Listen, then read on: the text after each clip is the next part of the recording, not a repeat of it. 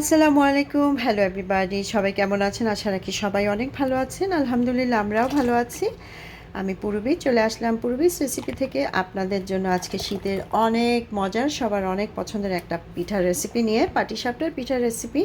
পাটিসাপটা পিঠা আমারও নিজেরও অনেক বেশি পছন্দ। আমি আগেও একটা বলেছি যে পিঠা আমার খুবই পছন্দ, যদিও আমি এখন বেশি আমার খাওয়া হয় না, কিন্তু আমার বানাতে খুবই ভালো লাগে, কিন্তু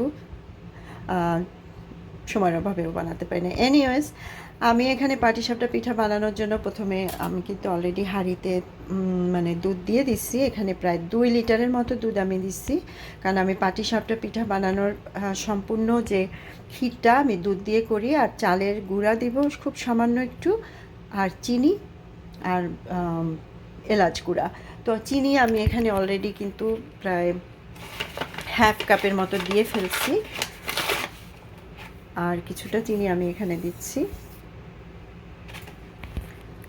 মিষ্টিটা আপনাদের নিজস্ব, যখন দুধ ঘন হয়ে যাবে তখন আপনারা আবার টেস্ট করে নেবেন যে কতটা মিষ্টি আপনারা দিতে চান। আমি এখানে প্রায় আধা কাপের মতো দিলাম, আরও হয়তো লাগতে পারে, তখন আমি দেব। তো দুধটা ঘন হতে থাকুক। এই দুধ আর পাটিসাপটা খিরসার সবাই মানে অনেকে অনেক রকম করে বানায়, কেউ সুজি দিয়ে বানায়, কেউ হয়তো সুজি নারকেল দিয়ে বানায়। তো আমি শুধু দুধের ক্ষীর দিয়েই করি, কিন্তু যেটা আপনাদের আগে বললাম যে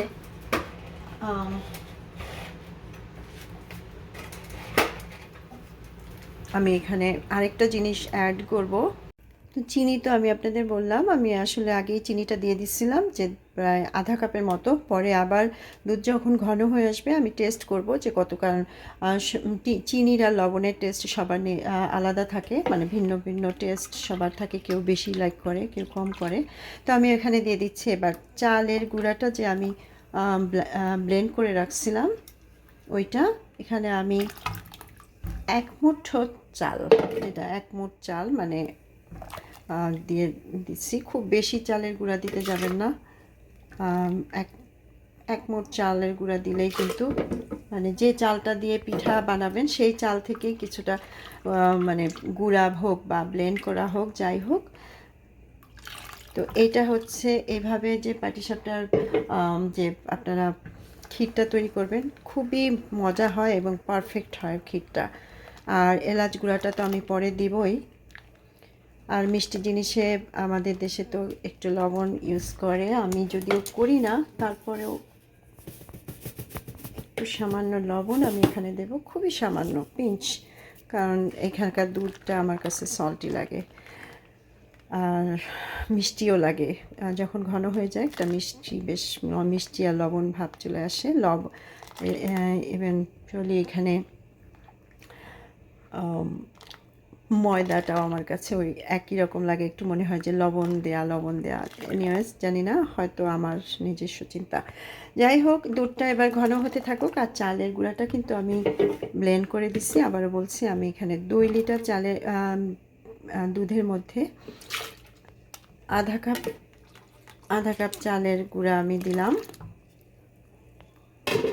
ব্যাস, চিনিটাও দেওয়া হয়ে গেছে। পরে এলাচ গুঁড়াটা দিয়ে যখন দুধ ঘন হয়ে আসবে তখনই এলাচ গুঁড়াটা আপনারা দিবেন, সেটাও আপনাদের দেখাচ্ছি।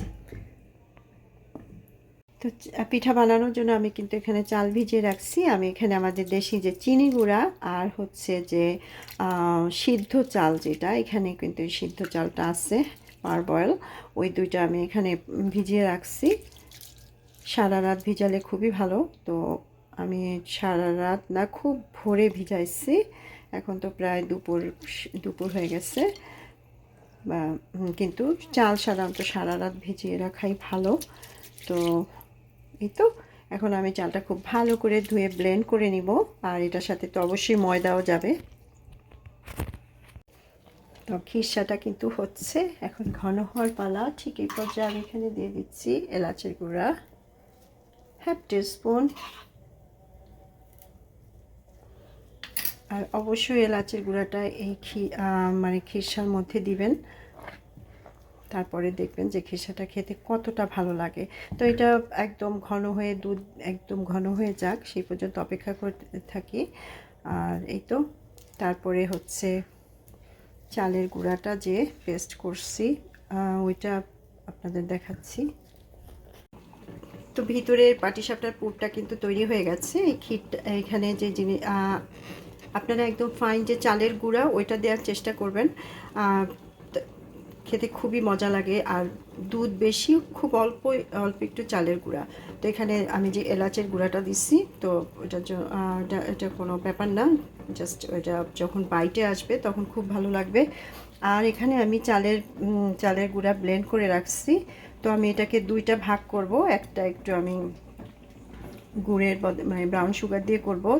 গুড়ের যে একটা মজা, গুড়ের পাটিসাপটার ওইটার একটা মজা পাওয়া যাবে। আর আমার কাছে সামান্য গুড় আছে, আমি দুইটা মিলিয়ে করব। আর আরেকটা করব আমি চিনি দিয়ে। তো এইটা একটু বলে রাখি, এখানে আমি বলেছিলাম আপনাদের হাফ কাপ চিনি দিচ্ছি, আমি কিন্তু পরে আরও কিছুটা চিনি বাড়াই দিচ্ছি, কারণ আমার যেহেতু সুগার একটু বেশি লাগে। আর সাদা চিনি হলে তো আপনাদের খুব মানে বুঝে ব্যবহার করতে হবে, কারণ সাদা চিনির মিষ্টিটা খুব বেশি থাকে। আমার যেহেতু এটা অর্গ্যানিক সুগার, তাই আমার একটু বেশি লাগছে, প্রায় 1 কাপের মতো লাগছে আমার এখানে 2 লিটার দুধে।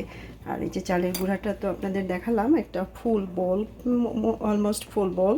তো আমি এটাকে 2 ভাগ করে 2 রকম করে আপনাদের পিঠা বানিয়ে দেখাচ্ছি। তো আমি অন্য একটা বলে চালের গুঁড়াটা আলাদা করে নিলাম, আর এখানে দিয়ে দিচ্ছি সামান্য গুড় আর একটু ব্রাউন সুগার। আমি গরম পানিতে গুলে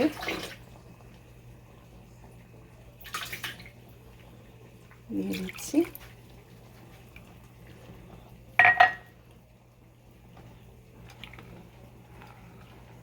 আমি এখানে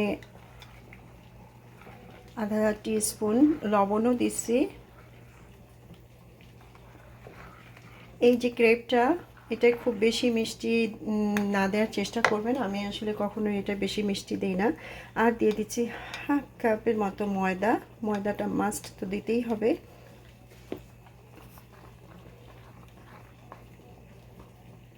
একটা ব্যাটার তৈরি করে নিলাম, সামান্য গুড় আর ব্রাউন সুগার দিয়ে।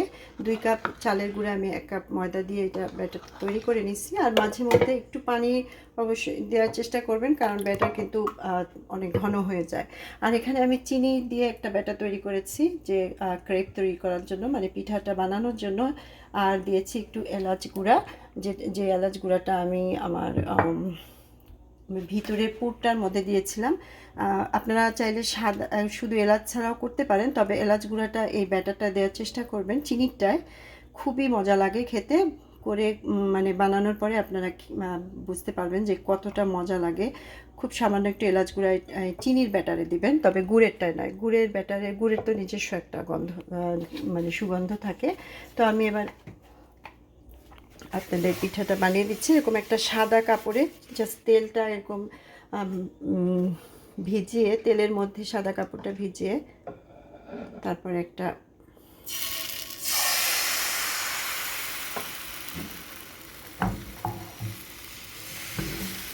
ব্যাটার তৈরি করে, মানে জাস্ট ব্রাশ করে নেবেন। কোনো বেশি তেল কম ডুবো তেলের কোনো ব্যাপার এখানে নেই। জাস্ট এরকম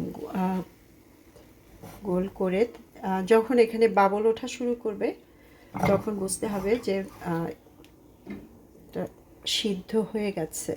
দেখছেন চারপাশে সিদ্ধ হচ্ছে। তো এই পর্যায়ে আমি এখানে দিয়ে দিচ্ছি আমার সেই দুধের ক্ষীর যেটাই বলেন।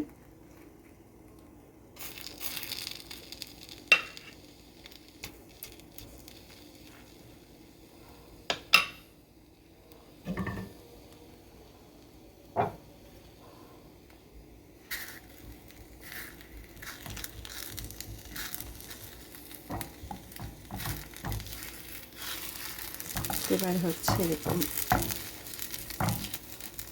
বুটে না, মানে পিঠাটা বুটে নেওয়ার পালা। আই এম নট শিওর, আজকে আমার কোনো প্যানি কাজ করছে না, মানে প্যানগুলো আমাকে হেল্প করতেছে না। তবে 2-1টা পিঠা বানানোর পরে কিন্তু ঠিক হয়ে যাবে। আরেকটা দিয়ে দিলাম। এবার আরেকটা এখানে আমি বানাচ্ছি।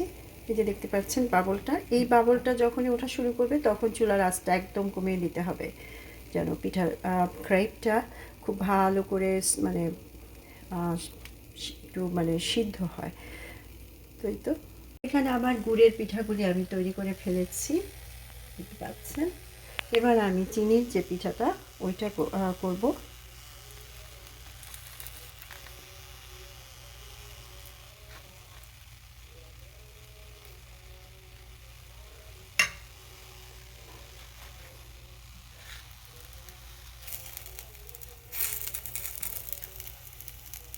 গুড়ের পিঠার কালারটা একটু দেখেন, আর এখানে হচ্ছে চিনি একদম সাদা ধবধবে।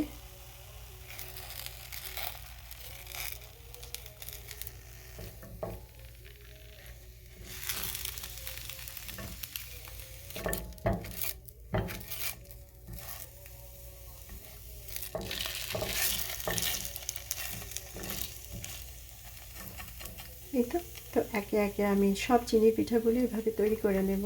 কিছুটা সময় করে একটু সময় রাখলে হবে কি, যে ক্রেপটা যে পিঠার যে এই পার্টটা, এটা খুব সুন্দর একদম।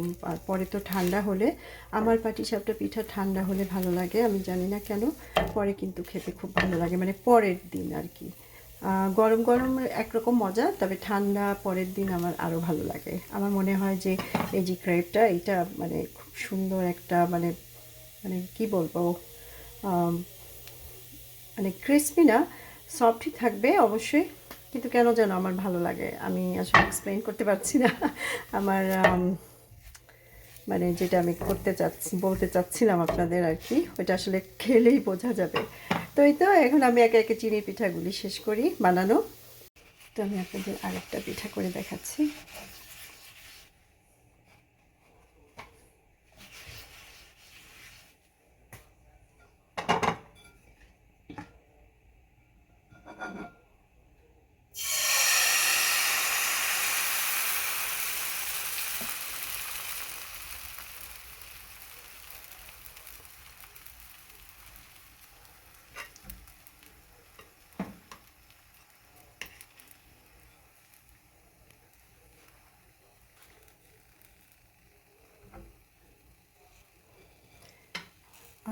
পাটিসাপটা পিঠায় যদি আপনারা ঢাকনা দিয়ে এই জিনিসটা করতে চান, মানে এই যে পিঠাটা, ক্রেপটা, সেটা না করলে ভালো। কারণ কি, এইভাবে দেখেন যে এই যে বাবলটা উঠছে, এটাই কিন্তু তারপরে যখন আপনি এটাকে র্যাপ করবেন, ওই র্যাপেই কিন্তু করার পরেই কিন্তু এটা সিদ্ধ মানে একদম ভালোভাবে সিদ্ধ হয়ে যাবে। তো আমার মনে হয় না ঢাকার দরকার আছে।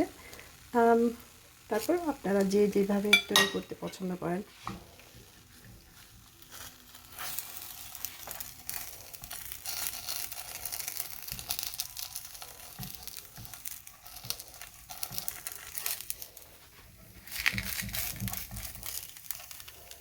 তো এভাবে দুইটা পাশ কিছুক্ষণ 1 মিনিট করে 50 সেকেন্ডস বা 60 সেকেন্ডস রাখলেই কিন্তু হয়ে যায়।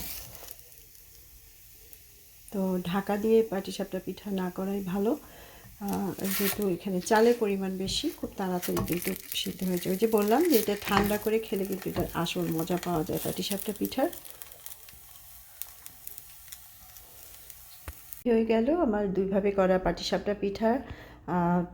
এটা হচ্ছে চিনিটা, চিনি দিয়ে করা, আর এটা হচ্ছে গুড় আর ব্রাউন সুগার দিয়ে করা। তো আমি এখানে আপনাদের দেখানোর জন্য একটু কেটে রাখছিলাম। তো এই দেখেন ভিতরে ক্ষীরটা একদম পারফেক্ট হয়েছে, খুব বেশি শক্তও না, আবার খুব বেশি নরমও না। কাল আরও যখন মানে পরের দিন এটা আরও সুন্দর, মানে আরেকটু হবে, বসবে যখন ক্ষীরটা, মানে কি বলবো, তখন মানে ক্ষীরটা একটু আরেকটু পুরনো হবে, সেটেল হবে, তখন আরও ভালো লাগবে, আর একটু ঠিক হবে। তো আশা রাখি আজকের আমার এই পাটিসাপটার রেসিপিটা আপনাদের ভালো লেগেছে। ভালো লাগলে অবশ্যই পূর্বিস রেসিপি চ্যানেলটা সাবস্ক্রাইব করবেন অন ইউটিউব চ্যানেল। ইনশাআল্লাহ নতুন কোনো রেসিপি নিয়ে আবার হাজির হব। সেই পর্যন্ত আল্লাহ হাফিজ।